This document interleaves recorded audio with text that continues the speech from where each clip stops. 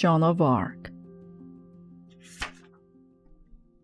Joan of Arc was ready for battle. Her hair was cut as short as a boy's. She wore a suit of armor made just for her. She had a white banner blazing with gold lilies. There was only one thing missing, a sword.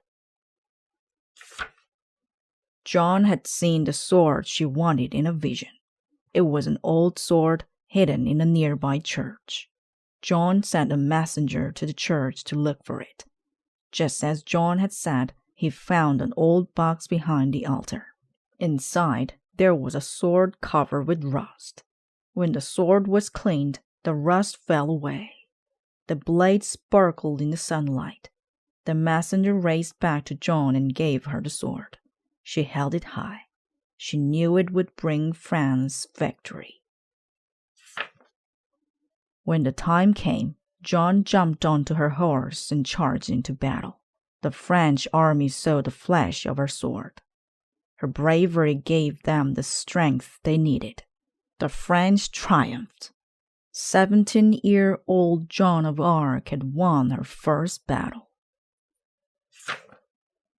Joan of Arc was not always a famous leader. France had been at war with England since 1337, long before Joan was born. Some of the French people supported the English. They were called Burgundians after their leader, the Duke of Burgundy. They fought over who would rule France. When Joan was born in 1412, the French, the English, and the Burgundians had been fighting for almost 100 years. Joan grew up on a small farm in France, in the district of Lorraine. She did not go to school, and she never learned to read or write. Instead, Joan took care of the cows and sheep. She planted vegetables, and she helped her mother spin wool into yarn. While they worked, Joan's mother told her stories about saints. When Joan was not working, she went to church or played with her friends. She was just a normal girl living in the 1400s. But Joan would not be a normal girl for long. One day, something happened that changed Joan's life and history forever. She was in the garden. Suddenly, she saw a bright light. Then she heard voices. At first, Joan was afraid, but the voices were kind and gentle. They told her that she had been chosen to save France. Joan thought the voices were sent by God.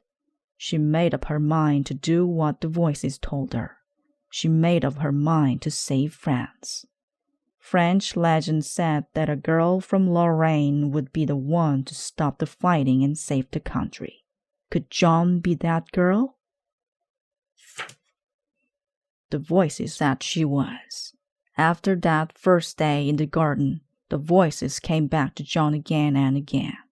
They told her that she would drive out the English and get the French prince, Charles VII, crowned king. Joan did not tell her parents about the voices or about her dangerous mission, but her father had a dream that Joan dressed in boys' clothes and went to war. Finally, the voices told her it was time to begin. With her parents' permission, Joan went to visit her cousins. They lived near an army camp. Joan had a meeting with the army's commander. She told him she was going to save France. She asked him to help her see the prince. The commander laughed. How could a young girl save a country when grown men had been trying for almost 100 years?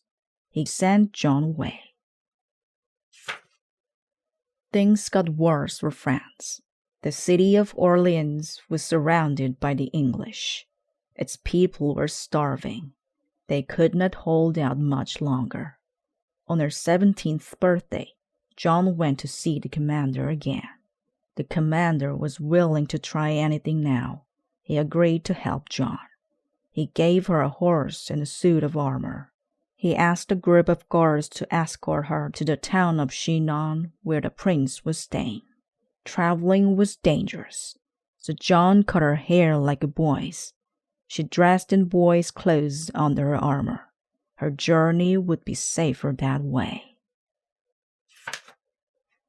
Word spread about the girl who said she could bring peace. When Joan left Vaucouleurs, the entire town came to watch. For better or worse, Joan was on her way. Joan and her guards rode across France. The guards were practiced horsemen. They were surprised that Joan could keep up with them, but she did. "Faster! Faster!" she cried when they slowed down. "We must hurry!" News about Joan and her voices had already reached the prince. When she arrived, he wanted to see if she really did have special powers. Joan came to meet him in the great hall of the castle where he was living, but the prince was not on his throne. Instead, the room was filled with people. Anyone could have been the prince. But Joan went straight to the real prince and bowed. "I am not the king," he said with a laugh. Joan shook her head. "It is you and none other," she told him. Everyone was amazed. Joan told the prince she would free the city of Orleans. Then she said she would see him crowned King of France. Joan asked him to send her into battle soon. "I shall last but 1 year, or maybe a little over," she warned him. The prince believed Joan, but he did not send her to Orleans right away. In the 1400s, people often thought that if someone was different from everyone else, it meant the person might be a witch. Joan was very different. Many people wondered if the voices she heard meant she was a witch. Before she could go to Orleans, she had to go through a witchcraft trial. Luckily, the judges decided she was a normal girl and not a witch.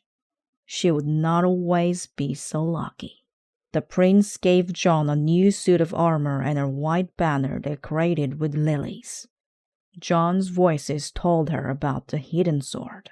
When her messenger brought it back from the church, Joan was ready. The future of France rested on the shoulders of one girl. The voices told her she could do it. Joan held her head high and set off. Joan rode to Orleans with an army behind her. She brought food and supplies for the people of the city. Joan did not want bloodshed.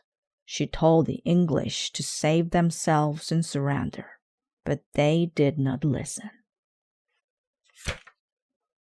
Joan had no choice. When the voices told her it was time, she raised her sword and led the army to the battlefield. The voices promised that she would win the battle, and she did. But she wasn't entirely happy about the victory. She cried at the sight of blood. She said she loved her banner 40 times more than her sword because it could never hurt anyone. Joan still had more battles to fight. The voices warned her that she would be hurt. Joan spoke to her priest. "Tomorrow, blood will flow out of my body," she told him. She went into the battle anyway, her banner flying high. Suddenly, an arrow hit her just below her collarbone. Joan's blood fell on the ground of Orleans. As soon as the wound had been bandaged, Joan was back on her horse. Joan's soldiers were proud. If a wounded girl could keep fighting, so could they. They attacked again. The English were shocked, and they were scared. They were so afraid that they tried to get away from Joan's army. To escape, they had to go across a river on a bridge. But when the English soldiers crowded onto the bridge, it collapsed under them. Most of them drowned. The city of Orleans was free. The English still controlled much of France, though, so Joan and her army traveled over the country, fighting battle after battle. Again and again, they won. Then the voices told Joan it was time for the French prince to be crowned king. John and the prince traveled to the city of Reims. Joan's family came too. She hadn't seen them since she had left home as an ordinary farmer's daughter. Now she was a war hero. John watched as the prince was crowned in a great cathedral. Thanks to John, he was now king. As a reward, the new king promised that the people of John's village would not have to pay taxes. He kept his word. For 300 years, long after John and the king had died, the people of Domremy were not taxed. But there was no rest for John. The city of Compiègne was being attacked by the Burgundians. John's voices warned that she would soon be captured. Anyone else might have returned home, but not John. Once more, she rode into battle. This time, Joan and her army were outnumbered. The army retreated into Compiègne. The Burgundians were right behind them. The captain of Compiègne panicked. He raised a drawbridge to keep out the Burgundians. Joan was locked outside with the enemy. She fought with everything she had. Never had she been so brave, or so alone. Suddenly, an enemy soldier grabbed her. He dragged her from her horse. Joan was a prisoner. She had told the prince that she had only a little more than a year to help France. That time was now up. The Burgundians had Joan captive in a lonely castle. Her friends and family could not afford to pay her ransom. The French king did not offer. It was the English, Joan's worst enemies, who finally bought her. The English put Joan on trial. They accused her of being a heretic, someone who did not believe in the church. They also accused her of being a witch. Joan wasn't allowed to have witnesses on her side or even a lawyer. All alone, Joan answered her accusers' questions bravely. I am more afraid of doing wrong by saying what would displease those voices than I am of answering you, she told the surprised judge. Joan had been tried before and found innocent. This time, she was found guilty and sentenced to be burned at the stake.